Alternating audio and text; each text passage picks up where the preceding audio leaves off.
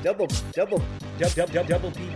Double P. What I like to call Double P. What I like to call Double P podcast. Welcome to Ice Cold, a podcast about The Terror, currently airing on AMC Season 2, The Terror Infamy. We're going to be dealing with Episode 1, A Sparrow in a Swallow's Nest.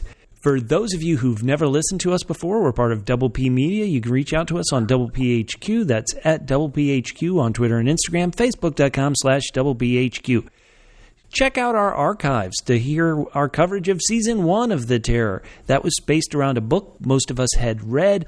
This season will be flying blind, a bit like Mr. Faria, after he's been beat up by the Bakemono. And let me say right up top, it's going to be a fun season. My name is Bubba, and I will be struggling with the pronunciations. I apologize in advance. With me on this journey into a day that will live in infamy, it is, number one, my portside fisherman, Mork. Mork, how are you doing? Ahoy. Ahoy indeed. I'm great. It is glad, as well as am I, to be watching, to be listening to you guys break this crazy show down. I'm very excited. On the starboard side of this fishing boat, we have Captain Catfish. Catfish, how are you doing? What do you think so far of The Terror Season 2? Ahoy. Ahoy, hoy. Well, it is a lot warmer than Season 1. So far. We were, as you said, we were watching it after reading a book last season, so we sort of had an idea of where things were going. So Which I have yet to return to you, Catfish. I apologize. That's all right. I forgive you more. And so I think maybe we were a little bit maybe more forgiving for slower episodes because we kind of knew what was coming. So I feel like I'm going to be a little patient with the slow pace of this one this year. Well, this wasn't a movie? This is a TV show. We will be spoiling the format of the show for Mork for the rest of these 8 episodes. I didn't even know what to say. I was as quiet as the ghost. Oh, man. Listeners, we're going to break down this episode 1, the season premiere of season 2, in its entirety. But as much as we blather on, once again, we're just one voice. We really care what you think. Reach out to us. Tell us what you thought of this premiere episode. Once again, at Double PHQ, Facebook.com/Double PHQ. And you'll also want to be giving us your ice cold moments, lines of the week. We're continuing from Season 1 where it literally was ice cold outside, but it feels like this show is, if not having that temperature that the Franklin expedition ran into in Season 1, it's definitely going to have some bitterly cold moments. I'm going to start us off, and I'm going to go ahead and give my ranking out of 10 to this premiere episode. Catfish, you kind of gave away a bit of my thoughts in that I did think it was a little slow, but I am going to give this 8 double Bs out of 10. Double Bs? Well, double Bs are what I like to say, bad bakemonos. And I got to keep saying it, bakemonos. Bad bakemonos. This bakemono, like killing and effing up bad people, but I don't think it's nice in the slightest. It was a slow episode, but I'm very intrigued by what's going to happen. And if the bakemono starts attacking what I would call the good characters, the likable characters, this could be a very ice-cold show going forward. But Bubba, aren't you going to give your ice-cold moment along with the rating? Well, I'm going to wait until we hit it. And then at the end of the episode, we'll all give our ice colds, and we'll vote for the ice cold moment of the week. Oh, man, this is awesome. Mork, what's your ranking out of 10? I'm going to give it a very strong, because I do think it was a bit slow, and also the show, this is not the show's fault, but I was watching it on demand through my cable provider, and I had more ads than I think I've ever had in my entire life. So that did get in the way. It's not the show's fault. So I'm going to call it a very incredibly strong 7 phonetic H's. Phonetic H's? H's? Who's hickey? That's this is one of the things too, and we got plenty of time to talk about this. But now it's a different story, but they're calling it The Terror, so it's the same show, and so not that it has to be identical, of course, with the big character beats or any of that stuff, but. Yeah, I'm going to be comparing it to The Terror, which I think we all really, really enjoyed. So it's an advantage. It's also a disadvantage, but I'm looking forward to some shifting power dynamics as the year goes on. If it's okay, Mork, I'm going to go ahead and guess that our Hickey this year might be Hideo Furuya, the husband of the woman who passed away in the opening scene. But we'll see. Catfish, what is your ranking out of 10? And if you want to tell us who you think will be the Hickey of this season, let's hear it. Yeah, I was going to say, you're both completely wrong. It's very clear that Hickey is George Takei. There's just no doubt about it. Tuna fighting champion, but things aren't going to go well for him. So basically what you're saying is the show, the climactic scene, will take place between George Takei and a giant tuna fish. Spoiler alert! Okay, all right, cool. I am going to give this show... Yeah? I'm going to give it real double H's. Double H? That's not yes, fair. and that is 8 hairpin hijinks.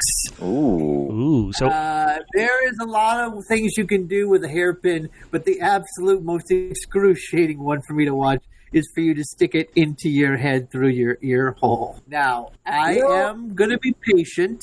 The thing that I'm a little bit concerned about, just overall in general, is that I'm not a fan of the Ice Cold Dismaster, our main character. I'm also not a fan of the dad. I don't know.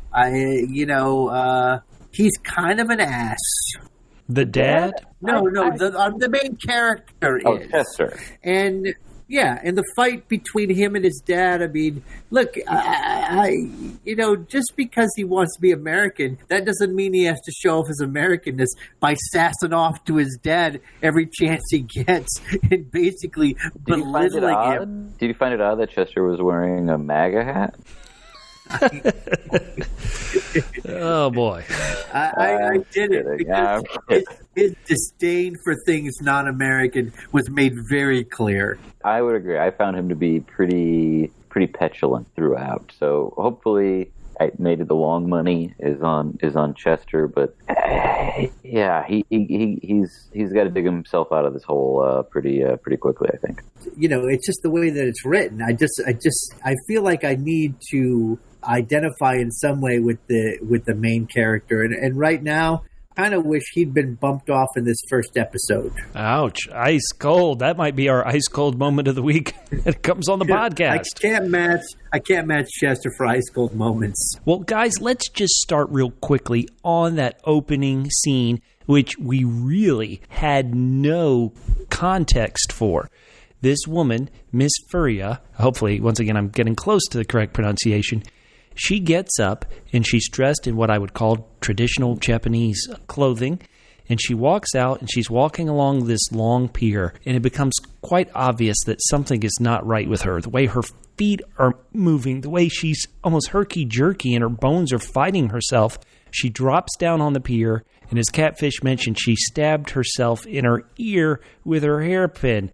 Holy smokes, I think that is a very strong beginning, and it really set the unsettling mood that this show wants you to be in.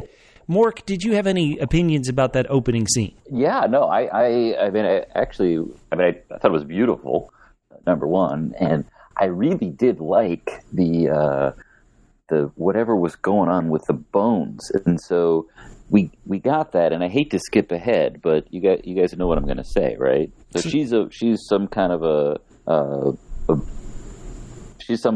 a monster too, or she was a monster too, right? Because she had the same kind of herky-jerky bone stuff as our seamstress at the end. Am I totally off here, or am I? I feel like not that she was, but perhaps that she was possessed by.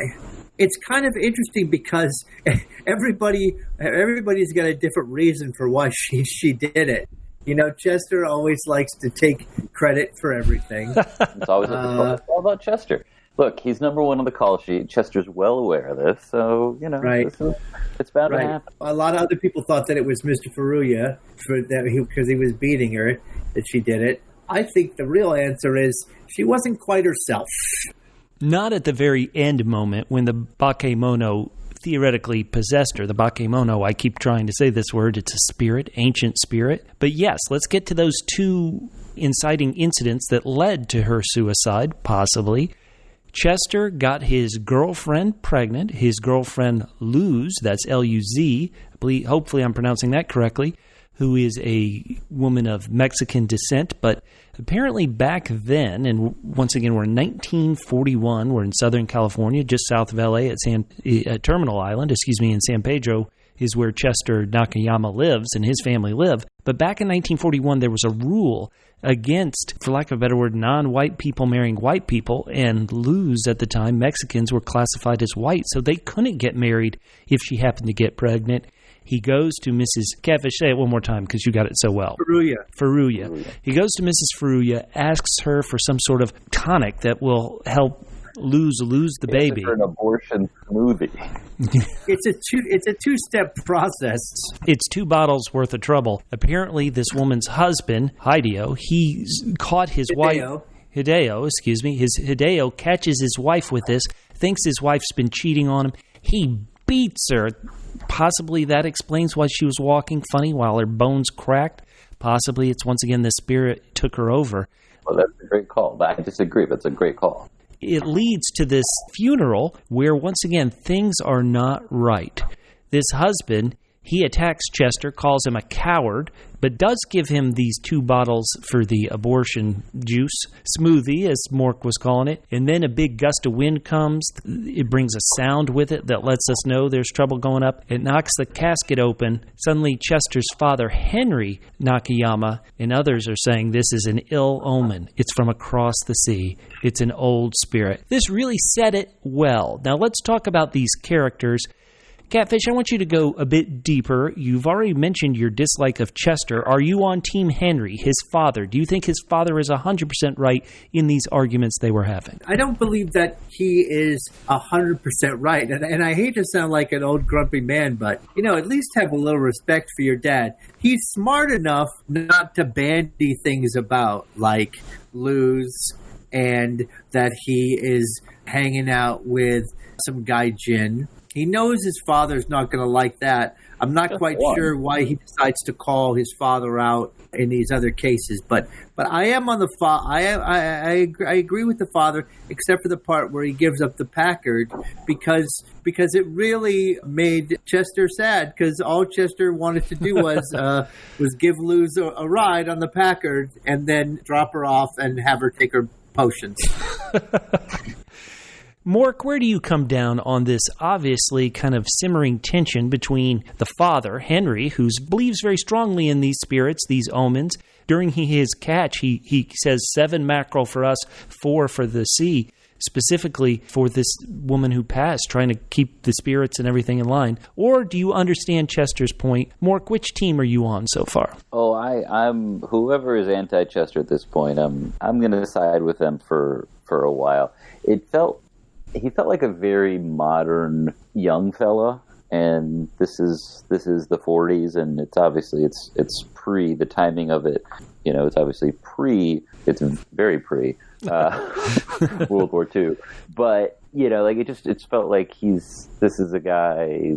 This is a different time. This is a different era, and it just felt like he was particularly annoying because of that. So I'm sure he's going to be great, but I just felt like they hit that a little bit too hard. And also, it's like the whole thing about the spirits. If they're spirits, why couldn't they come across the water? It's like this. Well, the spirits are just going to stay there. The spirits can't get a passport. Like, if you're going to believe in a spirit, like, why wouldn't you believe that it would come to this side of the Pacific? So I wasn't exactly clear on how they were planning to respond to the fallen Furiyama-san. Mork, I completely agree. I think you nailed the description perfectly. Chester comes across as very modern, even though this story is set in 1941. He wants to be a photographer.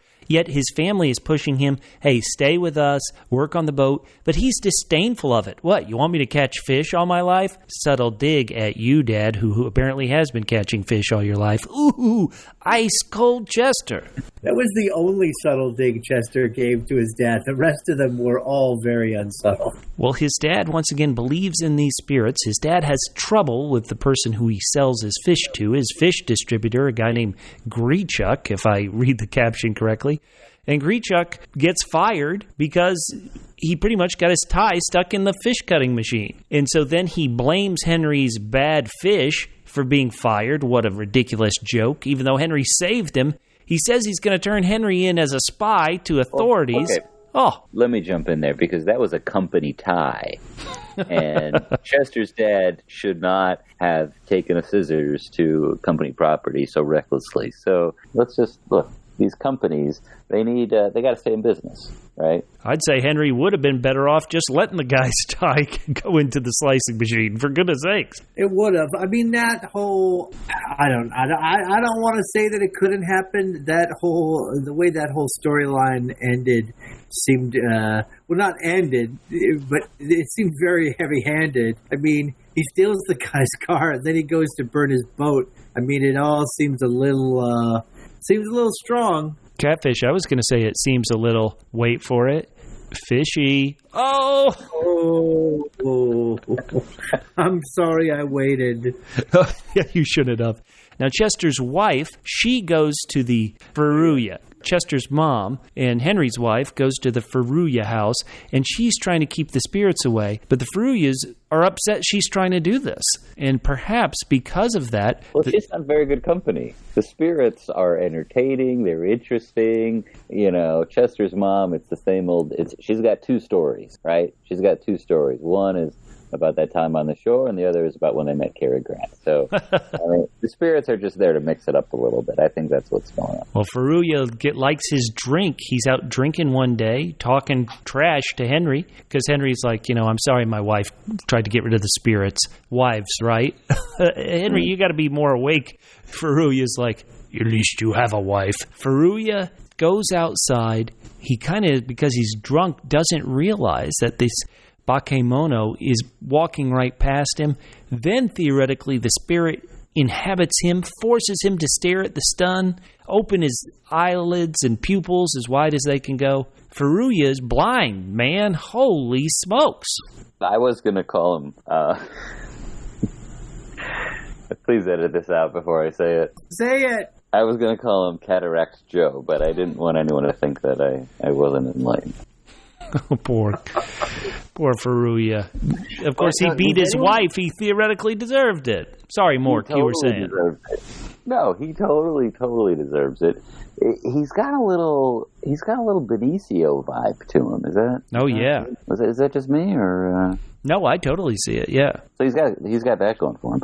So this is always like one of these things, and in these as I'm watching this stuff, there's a difference between spirits, I think, and correct me if I'm wrong, fellas, I think there's a difference between spirits and monsters. And I feel like our seamstress at the end, potentially Furuya-san, they might be monsters, but these are more, they're being inhabited by spirits. Our Pacific Benicio, he's inhabited by our spirit. So maybe will he have some sort of additional power? So maybe he lost his sight, but will he gain any powers by having this by being not infected but attacked and inhabited by this parasitic spirit? Is that a possibility? If you experience blindness for more than 4 hours, contact your doctor.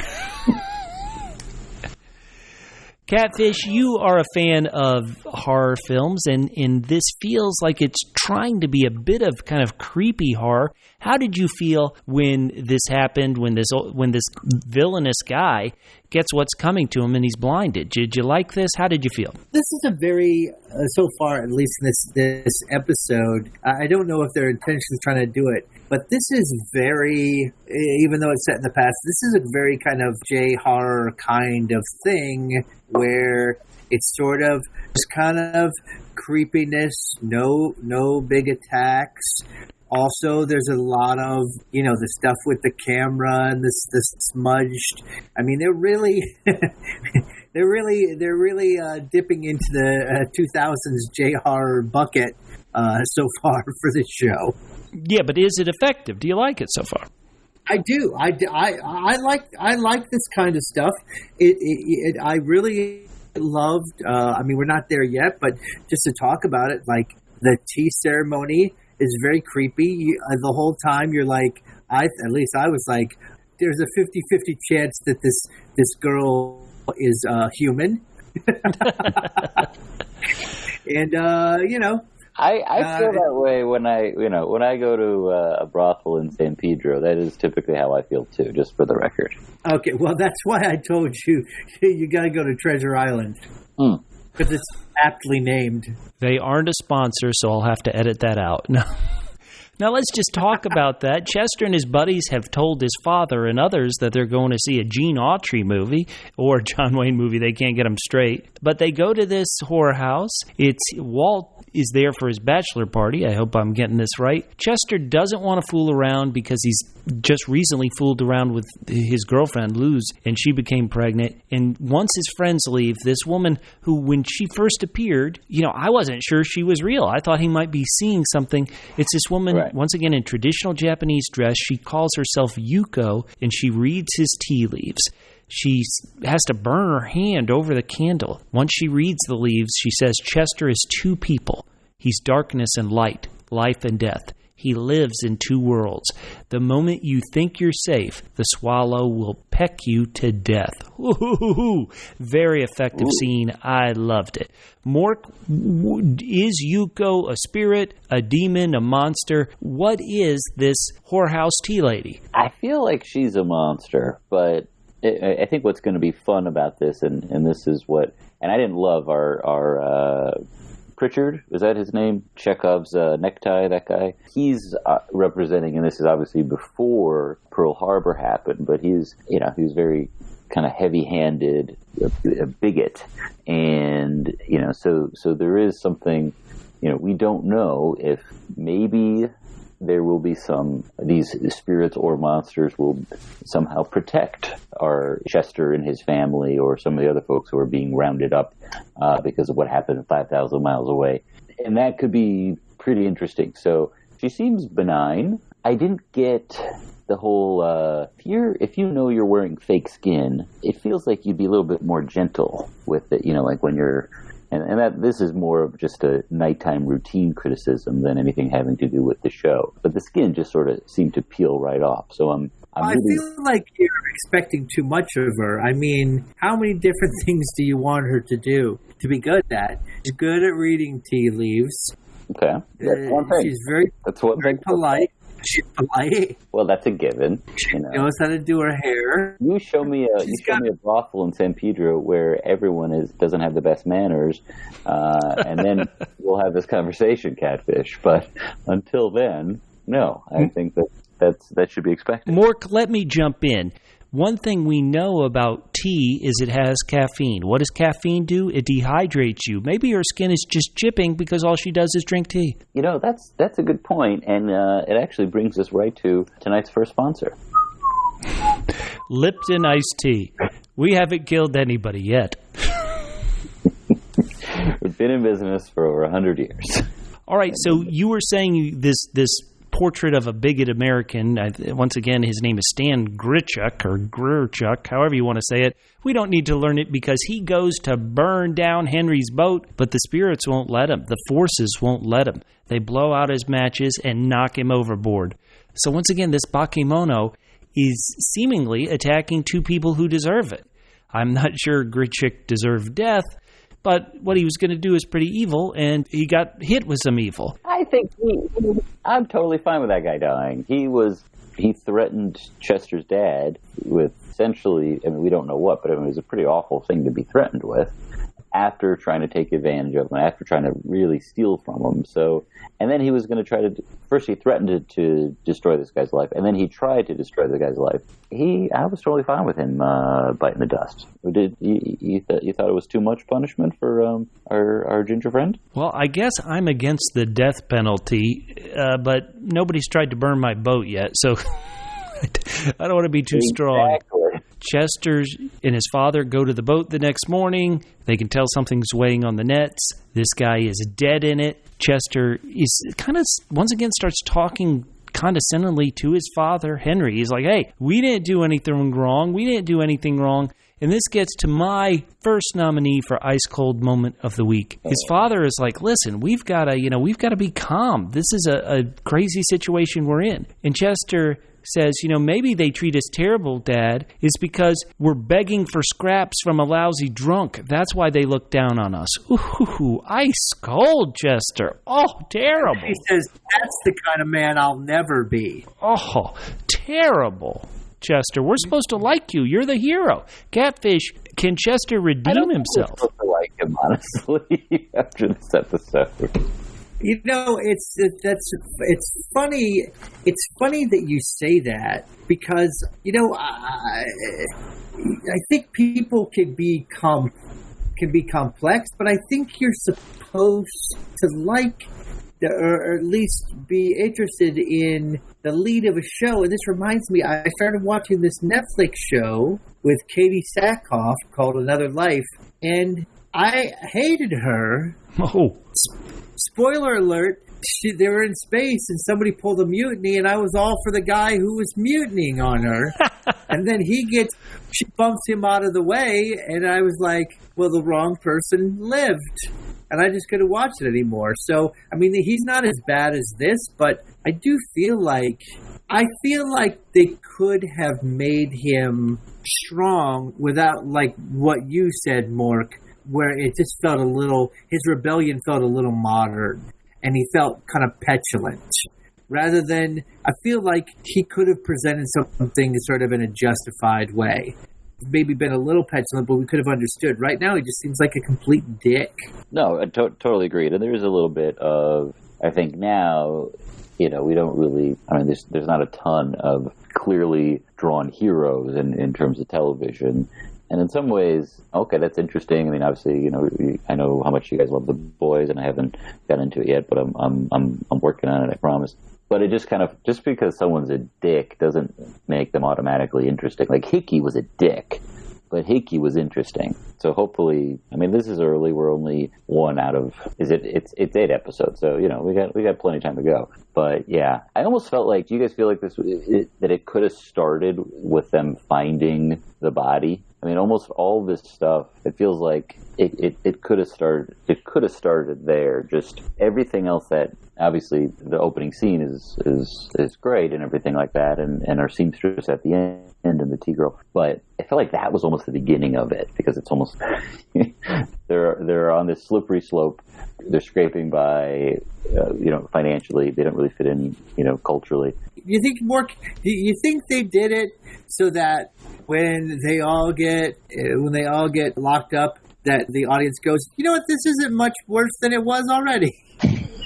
I mean, at least that annoying dude from the cannery is gone. They don't got to deal with that guy anymore. I'm sure there'll be no one worse than him in the entire rest of the show.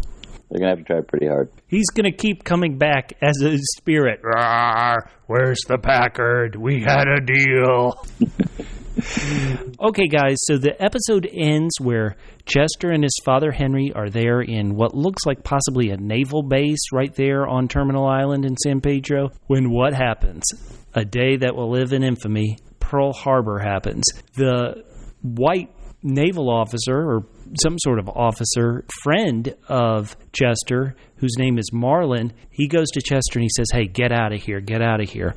This is a, honestly, real moment in history, scary moment in history, and how the U.S. responds to this is, in some ways, infamous as well. These internment camps, the FBI is the first ones to show up. They arrest Henry, and a bunch of others looking for spies, and this is a sure sign of trouble. And if that wasn't bad enough, as we've talked about a lot, we cut back and see Yuko.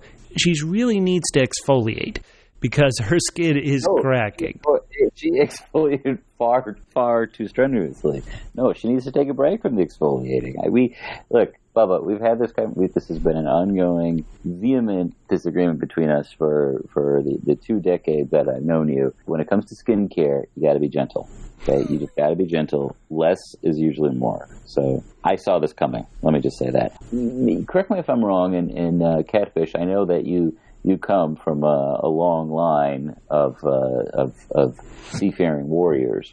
So, but there were signs so they weren't quite loose lips, sink ships posters that were. It was like, if you see something, say something.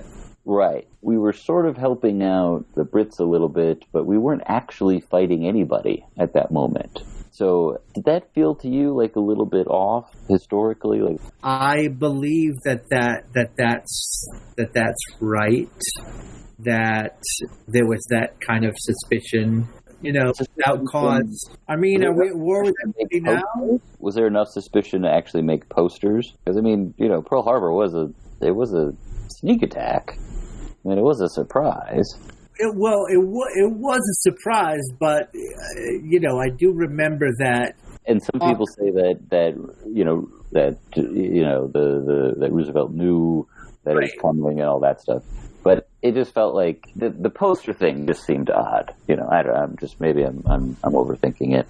I want to jump in. Let me jump in with a bit of history, and I am nowhere near an expert on this. But one thing that I kind of remember from reading the book Unbroken, which later became a film, which, I got to be honest, the film wasn't that great, but the book was incredible. And it's talking about Louis Zamprini, who went to USC as a sprinter, went to the Olympics in Berlin as a sprinter, track and field star, and he then became a POW in Japan in World War II.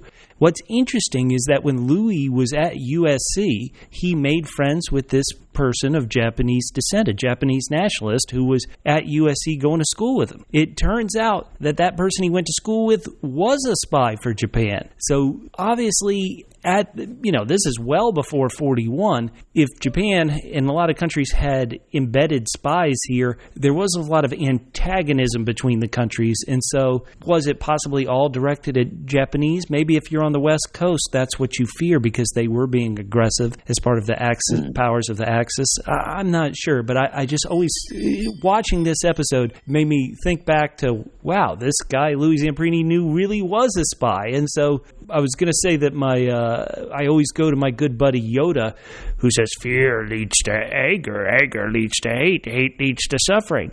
And so because this sneak attack, this attack on U.S. soil, what I'm saying is this really raised the fear of Americans, and they did something that we sadly can't take back with these terrible internment camps.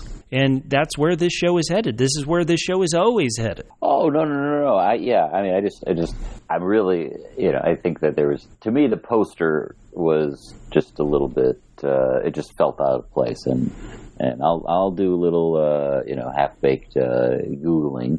Do some half-baked Googling, but I think that is historically accurate, but not enough to bet money with you on it. This is just a gentleman's disagreement between two people who aren't gentlemen.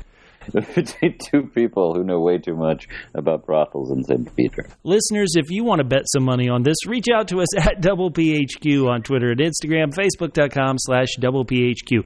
Guys, we haven't talked much about George Takei, who's playing Yamato-san. And did anybody have any takes on an actor who in real life, as a very young child, was in one of these internment camps? Are you guys excited about him? Is he going to be the Hickey? Is he evil?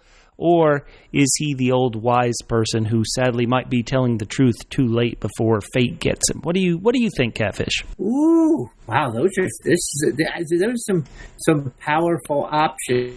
I hope that he's featured prominently on the show, and that he's got some really good stuff that he's going to be doing, and is not just kind of along for verisimilitude and window dressing. Mork, how do you feel about George Takei? Yeah, I'm looking forward to it. I mean, it's fun to see him. I mean, he's maybe I'm completely ignorant. I mean, you all know how I'm quite ignorant, but maybe not completely ignorant. But I haven't seen him act in a while, so I'm looking forward to seeing him not be just a game show contestant or whatever, or a talk show guest.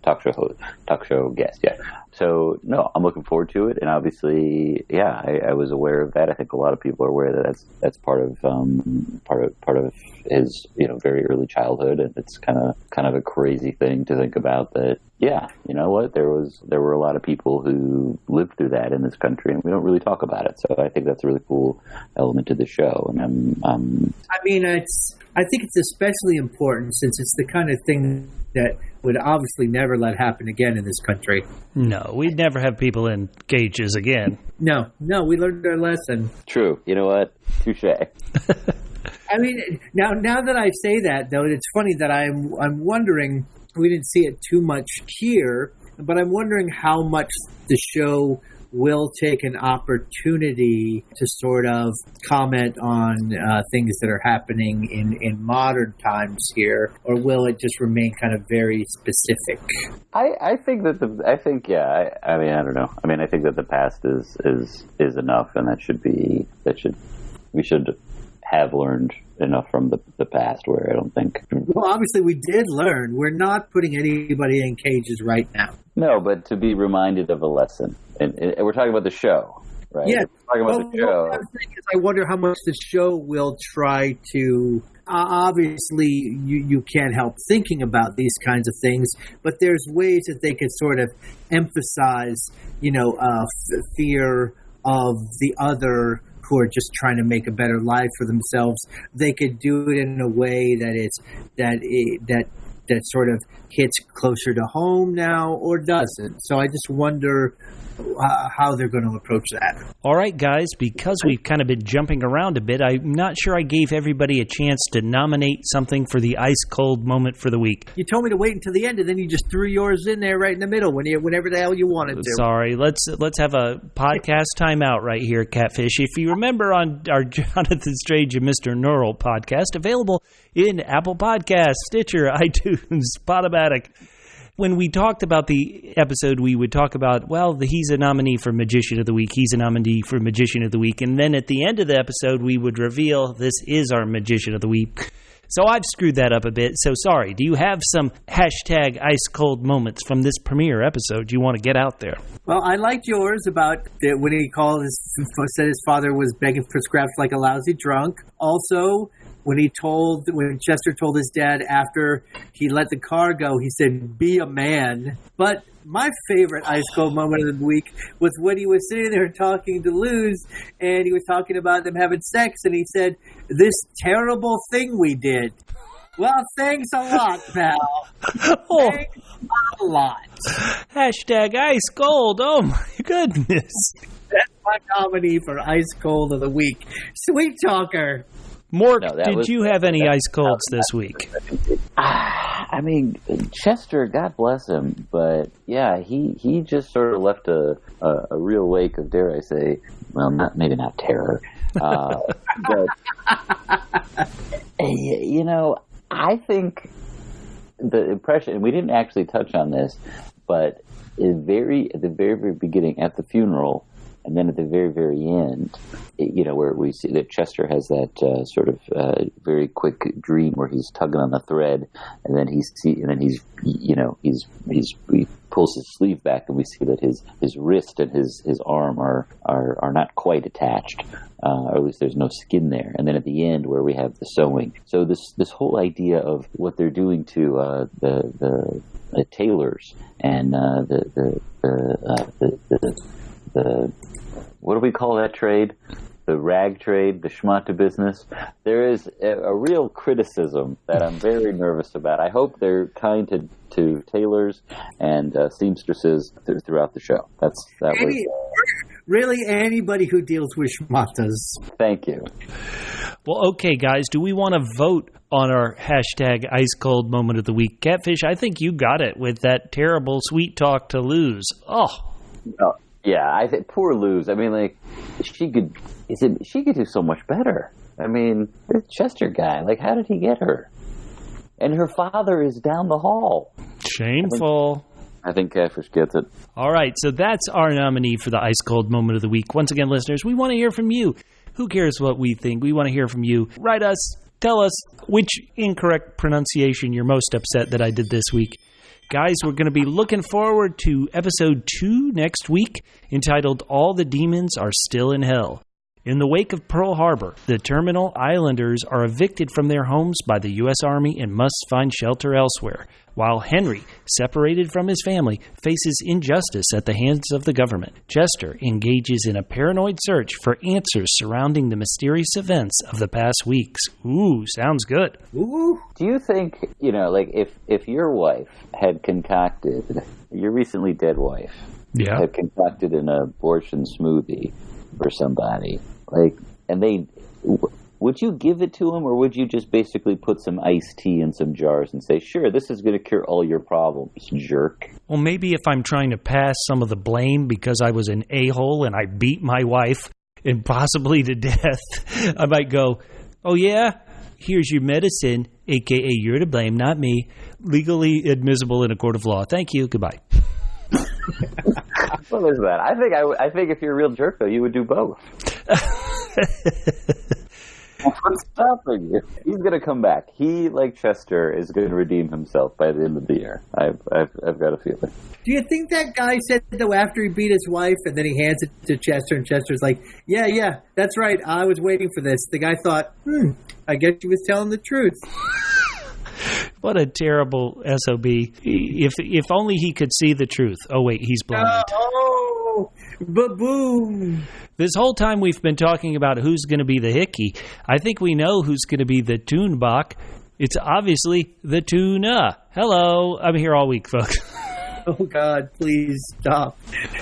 That's the kind of comedy I usually only get in San Pedro when I'm waiting around for my regular to be ready.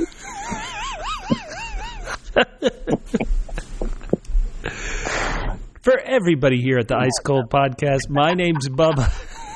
You can find me on Twitter at Fit and Trim. That's FITTENTRIM at Fit and Trim on Twitter. And I'm Catfish. You can hit me up at CJGman67 on Twitter. And Mork is at Extraordinary. That's extraordinary with a W in front of the ultimate R. We'll see you guys next week for episode 2, when we'll all be ice cold. Hey, this is Dan Grichuk here. Have you got laid off from your job? Then call Grichuk and Associates. We'll sue the bastards and get you a brand new car. Hey, this is Antonio Brown's feet. Yes. What deal you got for me, Ice Antonio? cold. I'm ice cold. We're ice cold. Oh, God. Oh, man.